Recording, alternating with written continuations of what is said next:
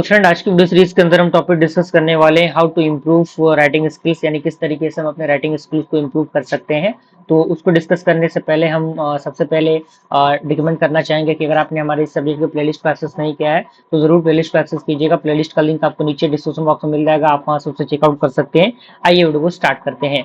तो सबसे पहले तरीका ये है कि ब्रुशअप करना on the basis of principle of writing, grammar and spelling. कहने का मतलब क्या है कि जो भी चीज आप लिख रहे हैं वो एक बेसिकली प्रिंसिपल को फॉलो करना चाहिए, यानी उसके अंदर कोई भी ग्रामेटिकल एरर नहीं रहना चाहिए, उसके अंदर कोई भी स्पेलिंग मिस्टेक नहीं रहना चाहिए। अगर ये सारी चीजें रहती हैं तो उससे आपकी जो राइटिंग है वो कहीं ना कहीं अफेक्ट करेगी। ओके, और आपका जो मीनिंग है वो भी बदल सकता है किसी वर्ड का। अगला पॉइंट कह रहा है कि right like it's your job and practice regularly, यानी आपको क्या करना है उसके अकॉर्डिंग जो भी चीजें हैं, जैसे चीजों को डेली बेसिस पे प्रैक्टिस करना है। जो भी आपका जॉब पॉइंट ऑफ व्यू है उनके टेक्निकल वर्ड्स को आपने डेली बेसिस पे प्रैक्टिस करना है, लिखना है, क्योंकि वो सारी चीजें जरूरी हैं। और रेगुलर बेसिस पे अगर आप किसी चीज को प्रैक्टिस करते हैं तो जो कह सकते हैं कि एक वर्ड होता है कि practice makes a man perfect, तो ये काफी इंपॉर्टेंट स्टेटमेंट है। तो वही स्टेटमेंट यहाँ पे आपके सामने दिया गया है।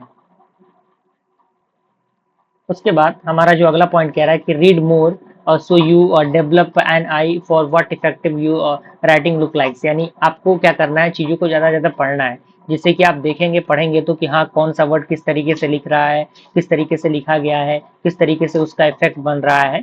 ओके, उसके बाद चौथा हमारा है कि फाइंड अ पार्टनर, यानी आपको एक पार्टनर को फाइंड करना है and ask them to read your writing and provide feedback, यानी आप उसको कहिए कि वो आपके लिखे चीज को क्या करे, पढ़े और उसके अकॉर्डिंग फीडबैक को दे, है कि नहीं, जिससे चीजें पता तो लगेंगी आपको कि एग्जैक्ट आपने क्या लिखा है, इसका मीनिंग क्या निकल रहा है।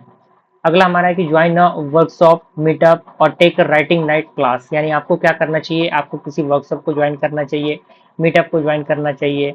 ओके, अगला हमारा आता है take the time to analyse writing your admire, यानी आपको अपने बेसिस पे टाइम लेना चाहिए जिससे कि आप अपने राइटिंग को एनालाइज कर पाए।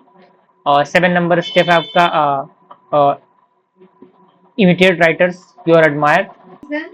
उसके बाद हमारा जो अगला पॉइंट कह रहा है कि आउटलाइन योर राइटिंग, यानी आपके अपने राइटिंग को आउटलाइन करना चाहिए। एडिट योर राइटिंग, अपने राइटिंग को आपको एडिट करना चाहिए अगर कोई प्रॉब्लम है तो। 10 नंबर हमारा accept that the first draft are often bad और रिवाइज। ओके, अगला हमारा है, यानी कहने का मतलब क्या है कि चीज़ों को आपको अगर मान लीजिए आपने लिख लिया तो उसको आपको ड्राफ्ट में रखना चाहिए, जिससे कि आप बाद में जाके चीज़ों को चेकआउट करें, रिवाइज करें और देखें कोई बैक इम्पैक्ट तो नहीं है। अगला हमारा था find an editor who demonstrate passages. Okay, और अगला हमारा है कि एलिमिनेट करना अननेसेसरी वर्ड्स को फ्रॉम योर राइटिंग, मान लीजिए कोई भी अननेसेसरी वर्ड्स है जो कि आपने लिखा है तो उसको अवॉइड करना है, उसको एलिमिनेट करना है। अगला हमारा review your earlier work and see how you are grown, यानी आपको रिव्यू देना है आपके अर्लियर वर्क के अकॉर्डिंग और देखना है कि आखिर कैसे आप ग्रो कर रहे हैं।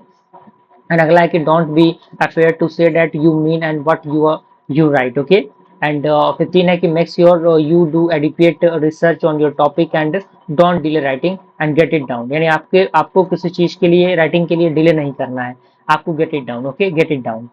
तो ये आपके तरीके हैं जिससे कि आप क्या कर सकते हैं, अपने राइटिंग स्किल्स को इम्प्रूव कर सकते हैं। Thank you.